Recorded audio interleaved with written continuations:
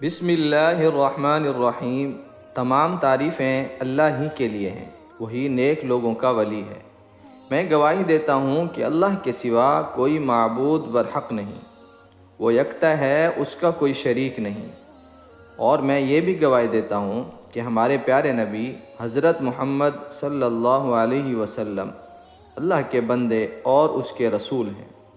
یا اللہ ان پر اور ان کی آل پر اور تمام صحابہ کرام رضی اللہ تعالی عنہم اجمعین پر رحمتیں اور سلامتی نازل فرما۔ السلام علیکم میرے وظائف آفیشل کے دوستوں، بھائیوں اور بہنوں۔ میں دعا گو ہوں اللہ پاک آپ سب کی پریشانیوں کو، مشکلات کو، بیماریوں کو دور فرمائے۔ وظائف آفیشل کے بھائیوں اور بہنوں، ذی الحجہ کے چاند کو دیکھ کر ایک مختصر عمل آپ کو بتا رہا ہوں۔ اگر آپ نے یہ عمل کر لیا تو پورا سال آپ پر رزق کی فراوانی رہے گی، پورا سال برکت ہی برکت ہوگی، اور آپ کے گھر میں کبھی فقر نہیں آئے گا۔ گھر کے مسائل حل ہوں گے، اولاد کے خرچے کی فکر ختم ہو جائے گی۔ دوستو، عمل بہت ہی مختصر ہے لیکن اس کا فائدہ بہت زیادہ ہے۔ اب دیکھیں، ذی الحجہ اسلامی مہینوں میں وہ مہینہ ہے جس کی فضیلت آقا صلی اللہ علیہ وسلم نے فرمایا کہ رمضان کے بعد اللہ نے اس ماہ کی فضیلت سب سے زیادہ رکھی ہے، اور فرمایا کہ رمضان المبارک برکت والا مہینہ ہے اور ذی الحجہ حرمت والا مہینہ ہے، اور پھر فرمایا کہ رمضان المبارک کے روزوں کے بعد جو فضیلت ہے وہ ذی الحجہ کے روزوں کی سب سے زیادہ ہے۔ اور نبی صلی اللہ علیہ وسلم نے فرمایا رمضان المبارک کے آخری عشرے کو فوقیت دی پورے رمضان پر، اس لیے کہ اس میں آپ کو لیلۃ القدر ملتی ہے۔ لیکن سرکار دو عالم صلی اللہ علیہ وسلم نے فرمایا کہ ذی الحجہ کے جو پہلے 10 دن ہیں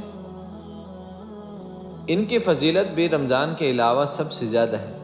اس میں دن میں روزہ رکھنا اور ہر رات کی عبادت کرنا یہ لیلۃ القدر کی طرح ہے، اور رمضان کے بعد جو مقدس مہینہ ہے وہ ذی الحجہ کا ہے۔